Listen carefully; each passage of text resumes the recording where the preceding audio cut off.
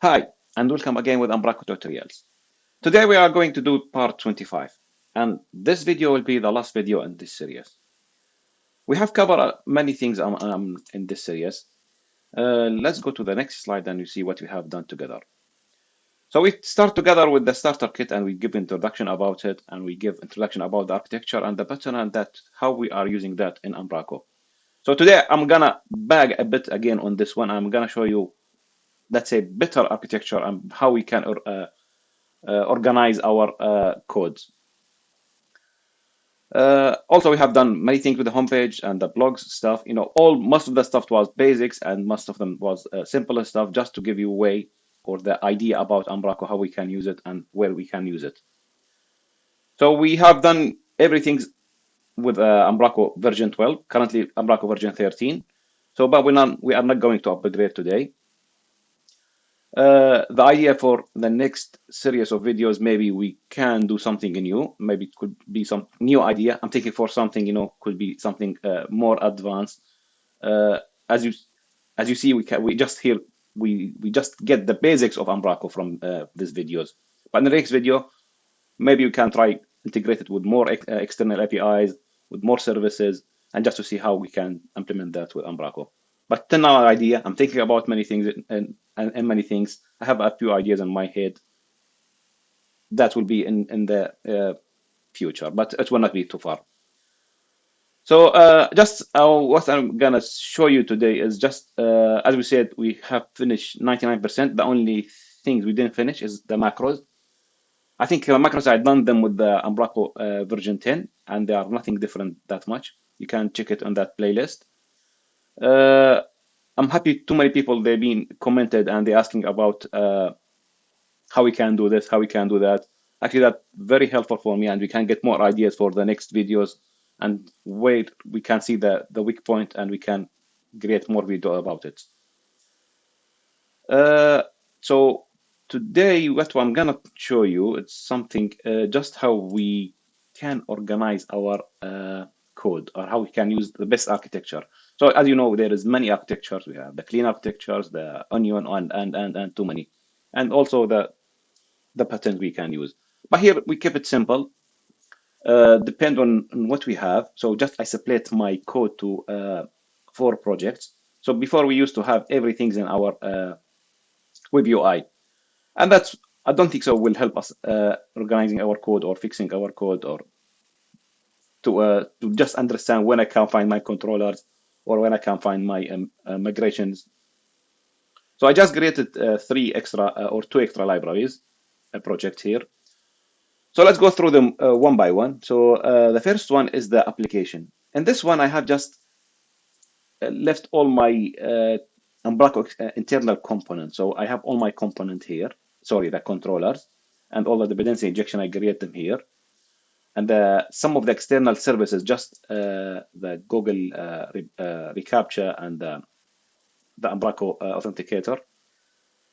And also I have add something new. I will back to this one very quickly, but not now. Let's just finish the architecture. And I have also the component and make them in this one. So that's back to you. You can just take them or separate them how you like, because I want to say to you, let's use clean architecture on this one. Maybe we'll not be able to do that one, but you can separate your code how you can understand it, how in the future you come back to it or remember where is it. And we have the data. You remember, we know now, Umbraco, they support the custom DB context, and you can create your own table and your own migration. So you need somewhere to handle that data, and you don't need to mix everything in the web UI. So it's better to create it in a custom project and just leave it by itself here. You come back in the future and you see where is it all. It will be simpler for you. The domain, that's what we have always. We use, I think from Umbraco 8, we use that approach. Just we separate our Umbraco, the generated models, plus the models we are using on all our projects. And also that's back to, you can leave that one in depend. If you don't need to use that approach or this model, you need to be in each model, be in each project. So because if you see this one is not shared everywhere, you can leave it in your internal project, let's say. But that's back to you again. What we have. So the things I want to say about it, it was that I was just trying also to just clean the code more as much as I can. So the things I have done, I have used the Fluent library. So just to make the back-end validation. So we have already the front-end validation when you add your name or email that in the HTML site will be done. So when you send your data to the your controller, so you need kind of validation to be done. So I found the best one is, I will not say the best, it's the most advanced one to use the Fluent validation. There is many resources online about it. It's been used a lot with the .NET Core and yeah, more with .NET Core.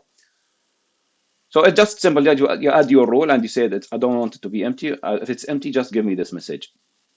But to be honest with you, why I use this one actually, I want to use it just to do the validation for my Google reCAPTCHA. So the nice things they have here, you can pass your Google service and you can say, if my token that I got it from the front end is not valid, so straight away they send you back token invalid. But where I can call this piece of code here, so I can go to my controller here. So where we are inserting that feedback. So I just left that old code here. Remember here we used to inject Google service here. So now I don't need it anymore to be injected here because it's already injected in or registered here in this service here. I don't want to have it in my controller. So we handle it in the validator. So I'm using the simple approach to register the data here. There is many more advanced approach to use this one. The simplest one is just to register your validator and call it, and you have to pass the data you got from the front end. So there will happen everything before you. Let's say when you send the data from the front end, it will come to my validator, and the validator they will check if all the data fine. You'll pass to your DB context, pass your data. Otherwise, it will send you a bad request. But what's happening, as we said here, the good things here, I don't need to inject anything or they need to register anything. It will handle all my stuff here. So I can, not only the registering Google, I can do more external services if you want to validate or other stuff. That's what make me use this service here. I think it's very, very helpful and very nice. The last things I want to mention is I want to put all this code in the repository, in my GitHub repository. You will find it there. I will take clone from the database, and same time, I will try to export all the usync. You can import the usync from the dashboard. Just sorry, when you run your application, just say import the usync. You'll get everything in the all the components we have created. So that will be easier for you. So if I run the project, I just want to show you the usync. I don't know if we had chance before to work with the usync or talk about the usync. I can't remember that, to be honest with you. So when I export the database, you will find that the email or the username to log in is admin, and also the password is admin@admin. And we'll try to add it also in the README file. So if we log into the back office, so and we go to settings, and we'll have here the usync. Usync, it's external library. You have to install it. So it will manage your data if you want to move data or code or some configuration from, let's say, local to the QA or to live. So you can manage this stuff from here, and it's very useful component. And there is more stuff about it. I'm just using the simple stuff in this one, and I think you can also configure it. But let me explain a bit what we can configure there. So as I said, I will export everything just by clicking in the export. I will get all my data. Now it will be in folder called usync. So when you will run the code, the database or the project for first time, I think you just need to say import everything. Just import everything from here. They will import everything for you. You'll find all the content, everything we have done here. It will be ready for you.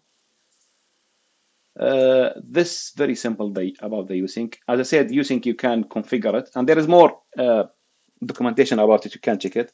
But I think you can, there is something when you start your application, they can import or they can export it. They can do that, all that stuff. I think you can do them. I don't know if I add them, but I can remember that also.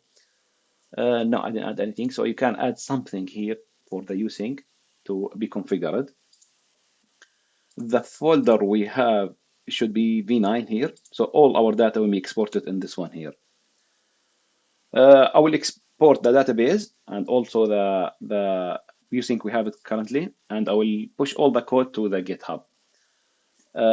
With me with the new series of videos. Hopefully it will be something also nice and simple with the explanation. Please let me know if you have any feedback, advice, anything. Please let me know about that. Thank you and see you in the new series of videos about Umbraco.